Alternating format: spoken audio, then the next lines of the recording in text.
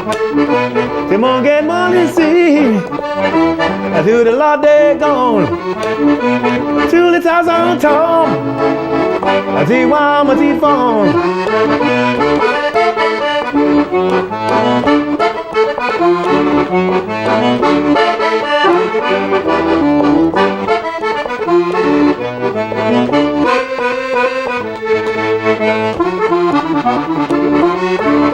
To the toss on top. I see why my teeth phone.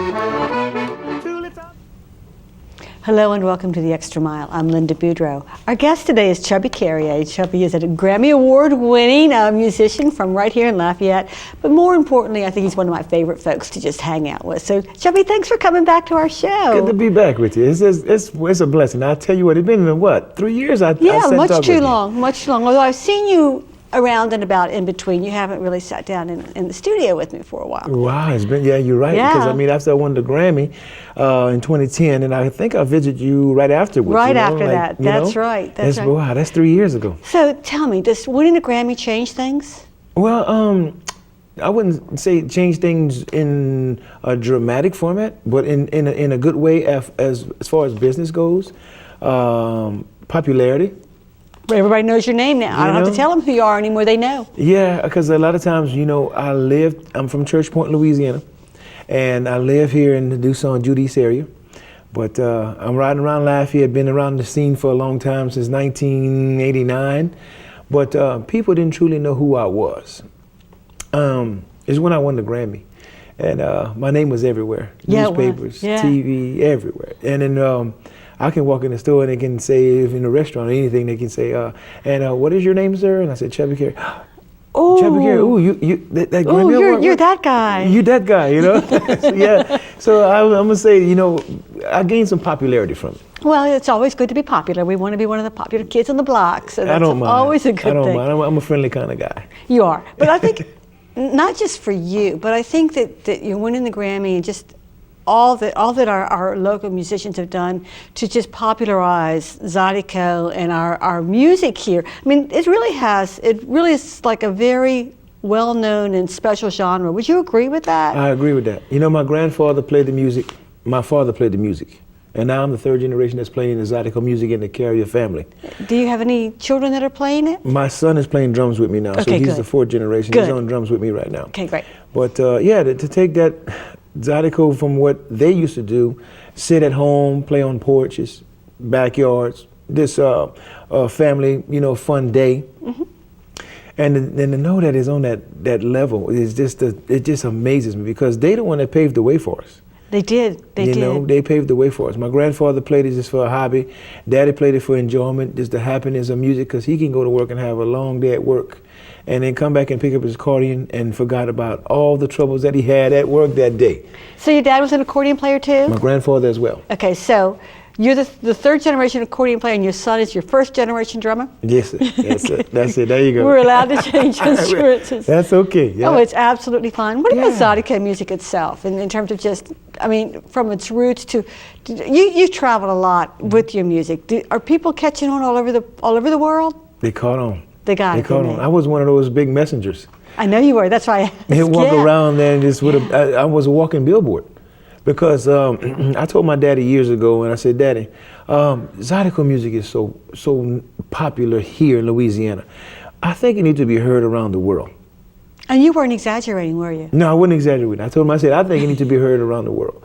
And he said, what do you mean? I said, well, I wanted to be one of those guys that want to go out there and introduce Zydeco to the world. I want to travel all over the world and just be one of them, just to put Zydeco on the map, put it in front of people's faces, because it needs to be heard. And these we dance to too, by the way. Oh, yeah. You know, you can't hear it and not move your feet. And it's amazing, you know, to leave, because there wasn't no Zydeco clubs, there was no Zydeco festivals. As a matter of fact, Terrence Simeon, he gave me my first outing of Louisiana. He asked me to come over and he wanted me to join the band. First, you know, he was telling me that he was going to go to Europe. That was his first stop. And I said, well, you know, I'm in high school. I'm 17 years old. Okay, I'll go. That was a no-brainer, right? Right. I didn't even ask how much I was getting paid. I just wanted to go. You were going. I didn't care. I just wanted to go, because Europe, yeah. Yeah. But to see those people reactions, after hearing Zydeco music.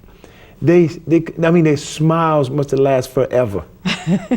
If there was 10 people, 20 people, 1,000 people, 10,000 people, there was not a person in there without a smile on their face.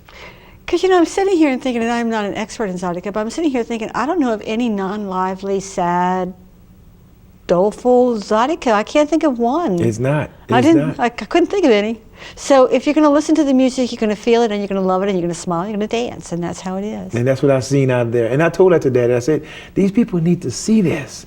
But Terrence had even a bigger, brighter picture.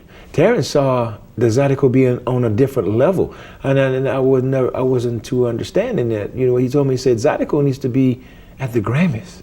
Zydeco needs to be, in LA on the big screen, because this music here is what people's playing in their music, what they considered hip hop, R&B, and soul today, because Zydeco has a blues flair to it. And if you listen to the blues, all music comes from the blues and Zydeco, and Terrence had a bigger picture.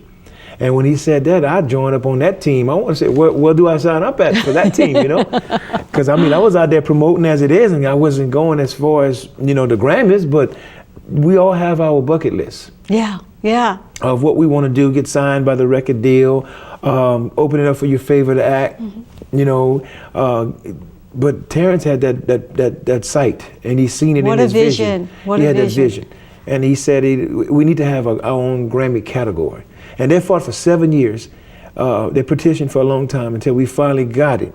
We got our own category, and it's sad to say we had it only for 4 years until they dropped that category. But they combined it with other regional music? So they combined it with other regional music, and they called it the Best Regional Roots Album. Okay. So we have a chance to still win a category, but not under that title, the Best Cajun or Zydeco Album of the Year, which sounds wonderful. It does sound wonderful. But it is what it is. They could have told us that we don't have a chance to win a Grammy, but we still have a chance to win a Grammy. But when we do, we speak about Zydeco and Cajun. But seriously, you're still comparing apples to oranges when you look at different regional music. Ours is still a little different. In fact, it's so different, I would like for you to play a little number so people can hear how different we are. And that's the thing about it, because the people at the Grammys, even though we have the Best Regional Roots Album, Louisiana band's been winning in that category. I wonder why. It's a gumbo. So I want to play a little song with my idol here, and we'll speak about it later, Mr. Clifton Chenier. I used to wake up in the morning and hear this song, Tous les temps en temps.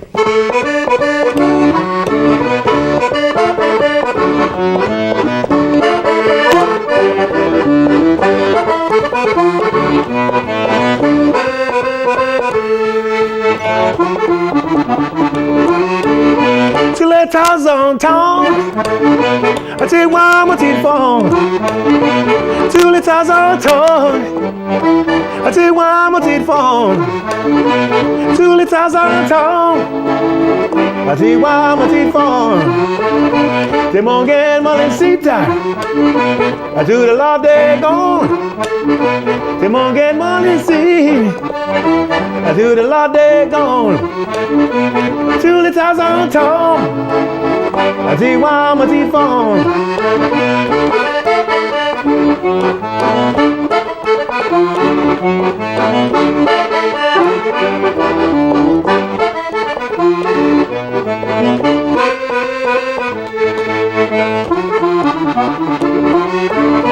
Tous les temps en temps, tu vois mon petit fond.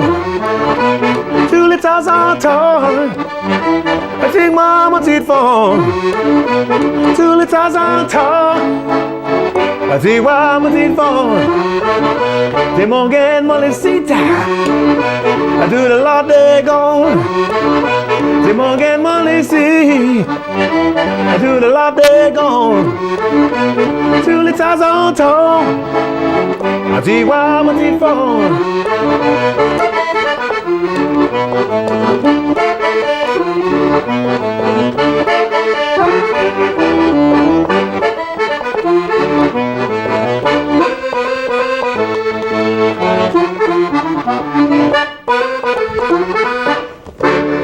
Hey! How you like that? I you can't worry about the work day when you're listening to that, can No, you? no.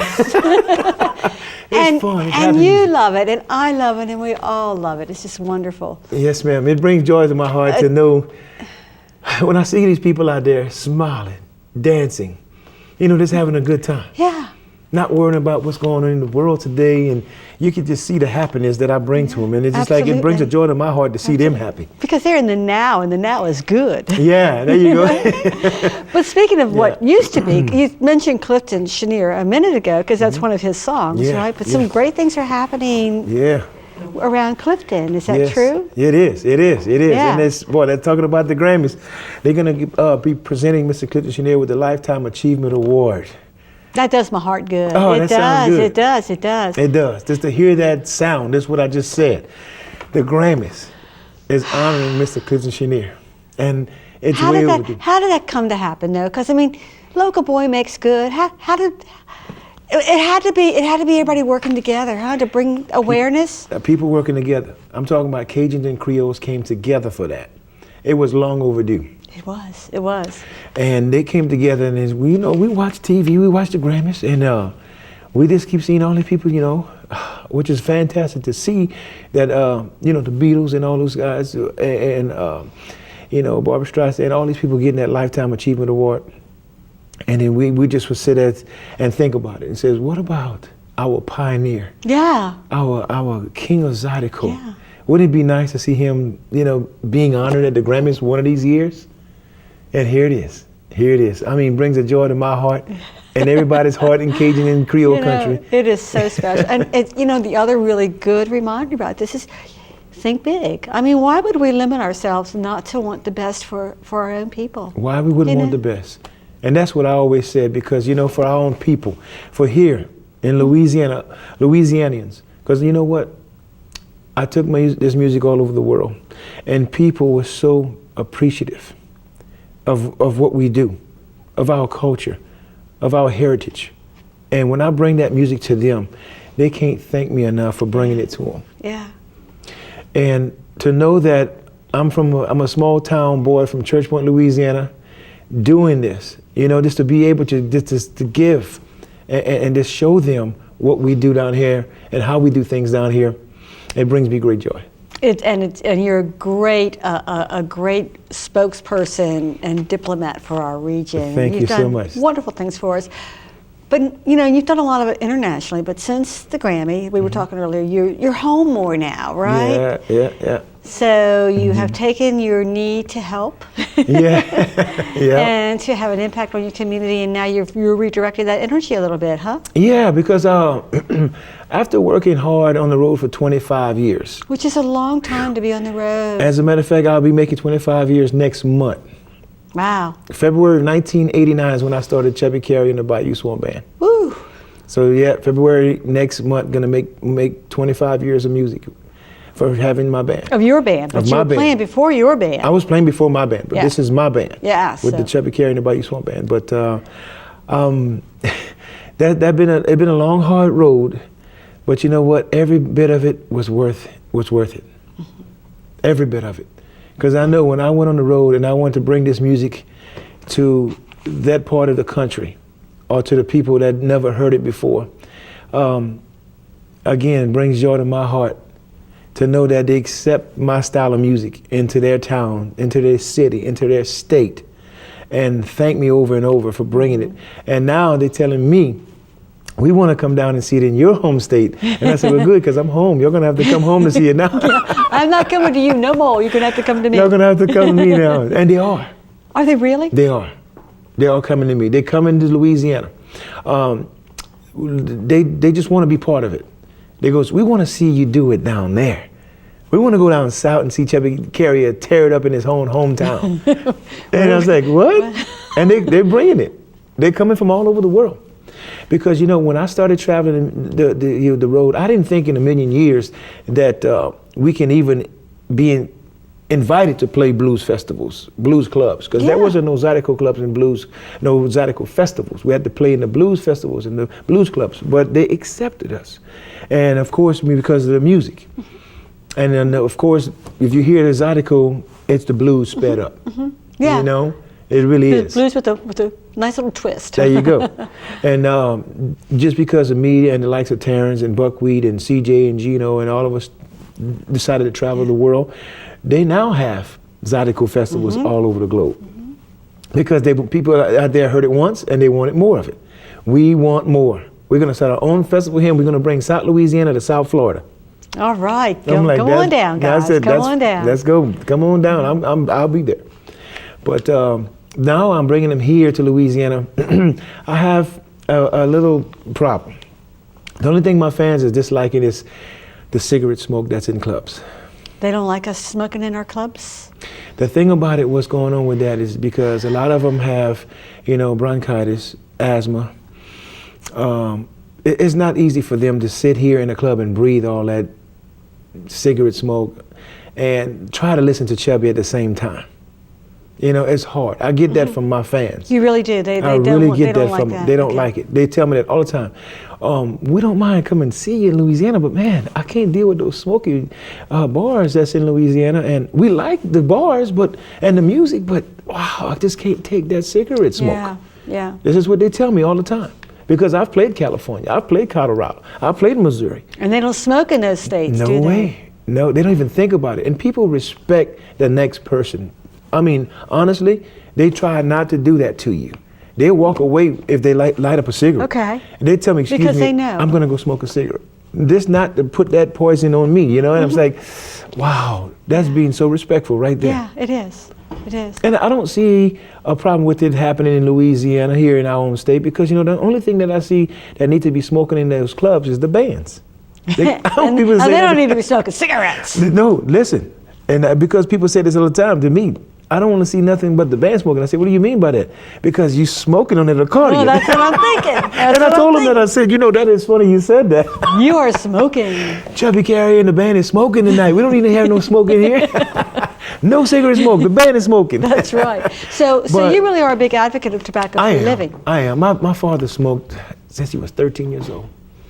And he would come to me and he'd tell me, son, I'm so glad that you don't smoke. Did you ever smoke? I never smoked a day in my life. Be glad you didn't. And the reason why I saw Daddy, and you know what's funny? I don't even drink coffee. You know why? Your daddy? Because Daddy drank coffee, and every time he had me make a pot of coffee, he smoked. And as a Okay. kid, I thought it would go together.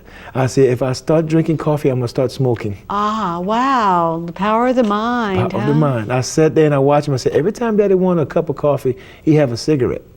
And I thought as a kid, 8 years old, thinking that goes together.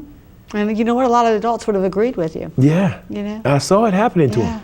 And I watched that, and I'm going, I'm not going to drink coffee because I'm afraid I'm going to start smoking. So smoking was really the big fear. It was my biggest fear because what's happening with me today, I went to my optometrist, and he looked at my eyes, and he said, you smoke? I said, no. He said, you have eyes of a smoker. And my eyes all, from the cigarette smoke, damaged my eyes. Oh, because you're in the clubs. I'm in the clubs, and what happened is, the damage from the cigarette smoke did this to my eyes. My eyes always irritated, red, itchy, burning. I feel scratchy all the time, and there's nothing I can do about it because I've been damaged from the cigarette smoke. Because in your profession, even though you're a non-smoker, you're around it a I'm lot. around it all the time. Yeah, And just yeah. imagine what it's doing to your body, your inside, your lungs. Yeah. And yeah. sometimes I feel short when I'm singing, I lose my voice. And I'm like, wow. And to develop, lung cancer or throat cancer from secondhand smoke is a sad, sad thing to know. It is. Knowing that I never smoke a day in my life. It doesn't feel fair, does it? It just don't feel fair. And our word to people in Louisiana, I'm not trying to, point fingers to anybody. But all I'm asking for is that one word, respect. Because you know what? When they're going out and having their cigarette, or they're in the bar smoking a cigarette, which I do understand, this is a free country, you get to do what you want. We're not trying to take it away from you. But just to take care of that next person next to you. Thinking about what you're doing to them, And for me to go out to the bar and work, because that's my workplace. Right, right. Not just me, the bartenders, Right, everybody the that's working in barmaids, the bar, yeah. the bouncers. I'm talking about not just me, I'm talking about all those folks that has to work in that environment. It's a very, very hazardous environment.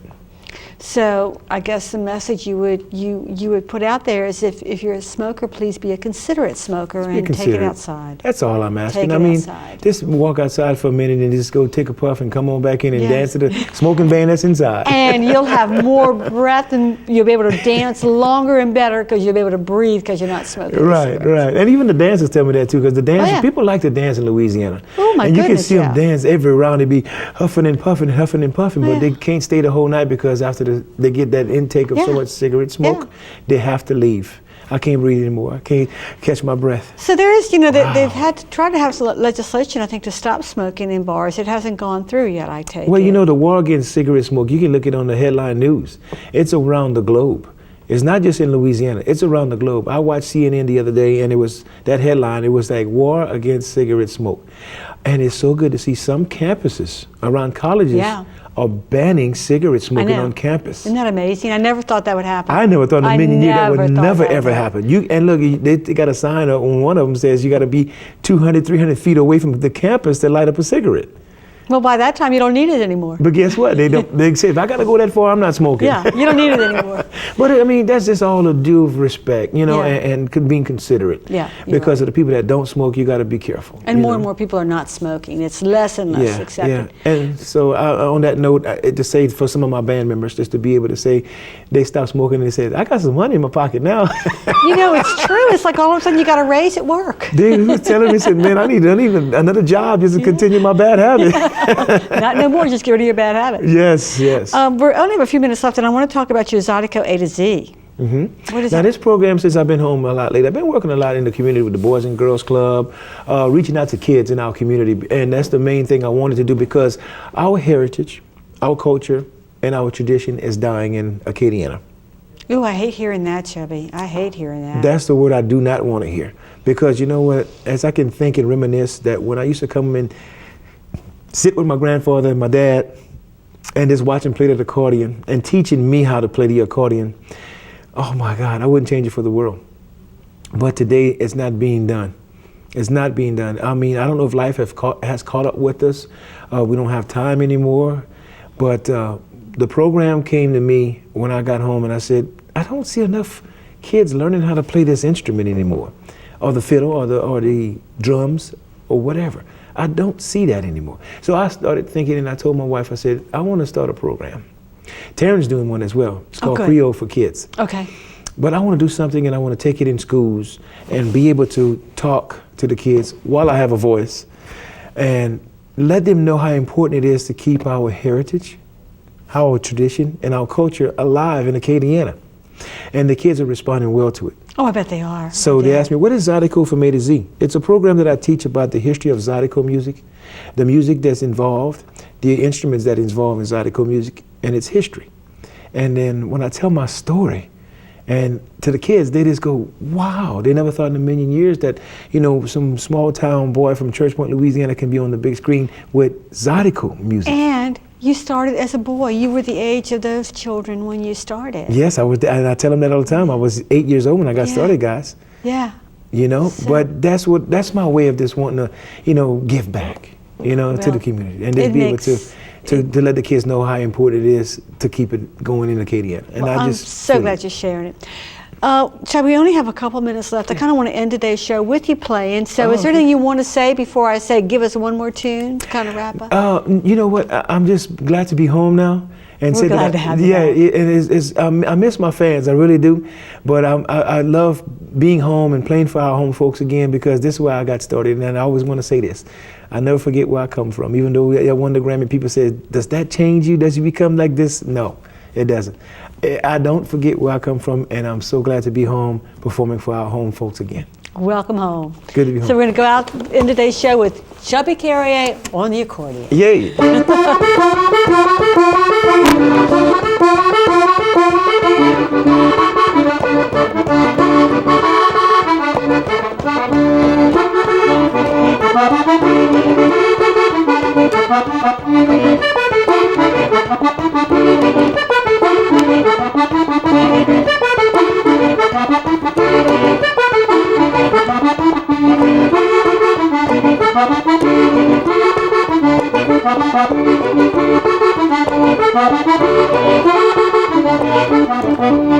my grandfather and my cousin's song.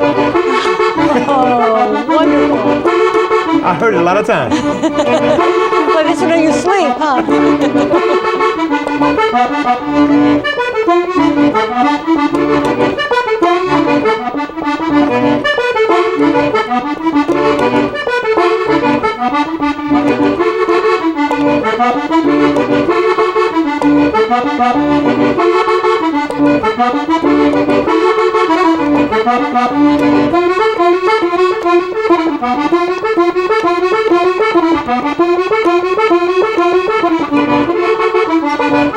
That's why.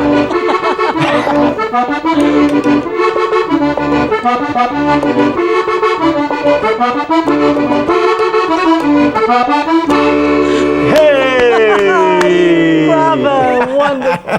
Thank you, Chubby. Thank you so much for having me. Thank you so much. It's been great. Thank you. It has been great. And thank you for watching The Extra Mile.